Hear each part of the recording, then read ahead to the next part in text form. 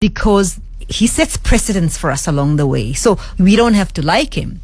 But what he does do is to test the Constitution. He keeps testing and pushing boundaries. And so for legal students, for the legal fraternity, yeah, I suppose it's frustrating, but I think it's probably good for clarifying things, even where they're murky, about where the law needs to be a bit more clearer on certain things. Well, thank you very much for that. Pamela Dinner is with you from 8 this evening, so do tune in then.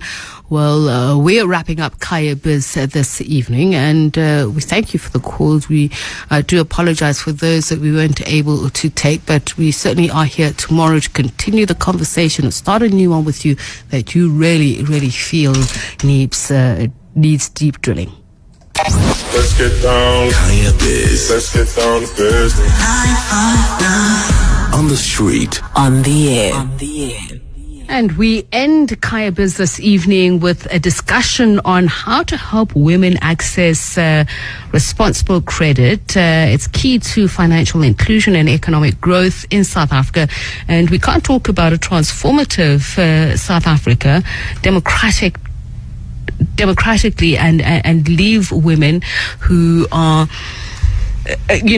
at the very peak of the demographic wage, and of course who carry the backs of many generations, and at the forefront of that development that needs to happen. So I guess this evening is Kenosi Rakosa, head of lending propositions at EasyPay everywhere. A very good evening to you, Kenosi. A good evening to yourself, Tsepiso, and to your listeners.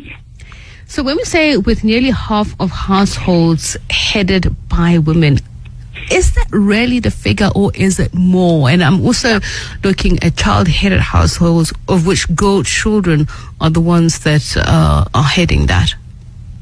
So in terms of the stats, the reflective of what society is structured in terms of half of the society being headed by largely females. Okay, the line is a bit faint. We're hoping that it's going to hold out. So what are the statistics we have on the table at the moment? So in terms of child-headed households, South Africa largely speak from a pay perspective, where we see that the majority of our loan book customers are actually made up of females, largely those that are child grant recipients. So from this perspective, we find that at least 78% of our book is made up of females that have actually lended from us. So from that perspective, it does tie in with the stats around the fact that women are most prevalent in society in terms of heading up households. And for a society that says it's committed to stemming generational poverty, we see a lot of women struggling to access, as you say, responsible credit. We were just having a conversation with the founder of Edenvine about this, the challenges faced by women in trying to not only get into business but sustain us. Tell us a little bit more about the challenges that they face. Is it a cultural, is it a societal misnomer, or what are the current barriers? So the current barriers, particularly for women around financial inclusion, are largely around the basis that they are excluded from financial services. So many women, typically even in the corporate ladder, are those that earn far less than their male counterparts. Women are also excluded from societal standards in terms of being able to access financial services. So from that perspective, the challenges facing women are quite heavy-handed. And when it comes to borrowing, they largely rely on informal or unregistered lenders to actually earn and to access financial services from that perspective. So the challenges facing women are also structural, in the sense that women have previously been largely excluded from financial services, as well as from certain job situations or certain job roles. So from that perspective, it makes it harder for women to actually gain access to financial services and for them to actually earn the financial access rights to financial services from that perspective. There's also the issue of financial literacy, but financial freedom for me is a very important one. especially where there are incidents of economic abuse. So women may be part of, say, a long-term partnership, but she does not have access to her assets or the liquidity thereof. So how much is the planning around the legislation monolithic in speaking about women and access to financial credit? Is it nuanced enough? Is it nuanced enough? It can definitely get better. However, in terms of financial inclusion and the drive that we are focusing on from an EasyPay financial services perspective, is that we've structured our products to actually become more affordable to those that have been excluded financially from financial services. This is largely the underserved market. So, for instance, women that would actually find it difficult to manage costs to actually travel to gain access to financial services, as well as being able to, for instance, some of the questions that we face from women is, how can I pay for school fees?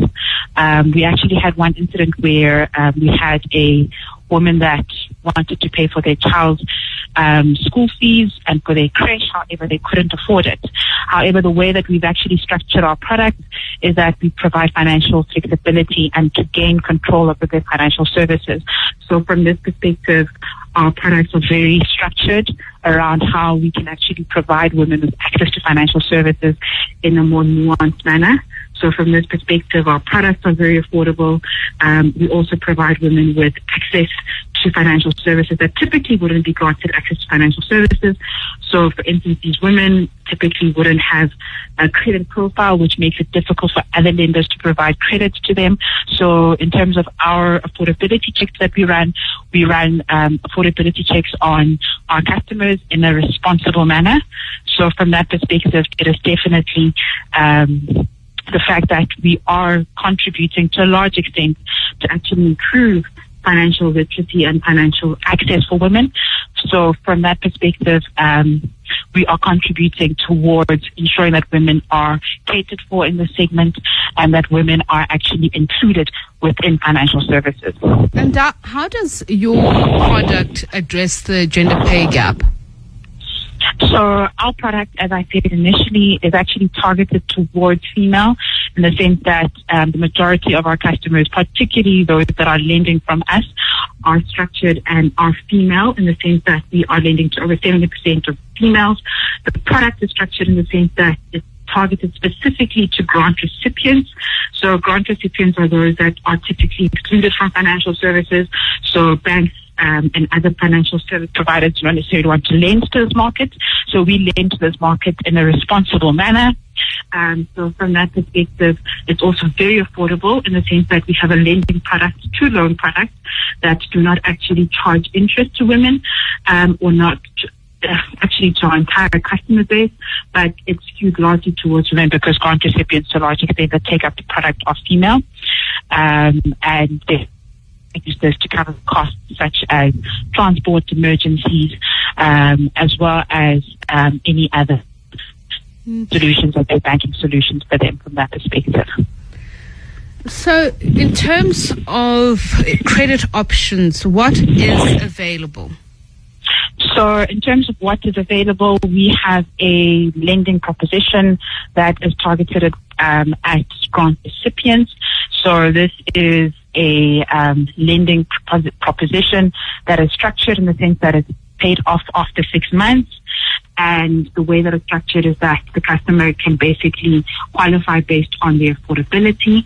And we are registered with the NCR, and we basically run affordability checks on our customers, ensuring that we actually grant them the loan. They can actually qualify for a loan of up to 2,000 rands. And in the same breath, in terms of the actual amount itself and in terms of how it's repaid, it's just over 400 rands that a customer will be paying per month over the 6-month period. And thereafter, they can continue to lend from us, or they can take a break, which we've also seen happening quite frequently in our base. We also have a 1-month product where the 1-month product is basically targeted at our grant recipients who haven't necessarily had built up a credit profile with us as yet. and basically they get 500 rand. And what's also quite exciting on our side is that we are launching a new proposition.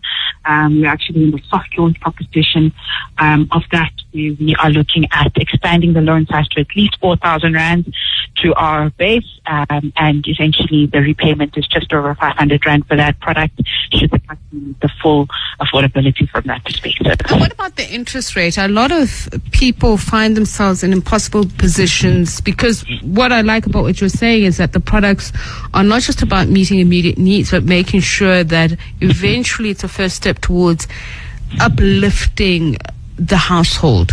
So how favorable are those? Our interest rates are very affordable. We actually have the option where a customer can choose to take up a product without interest.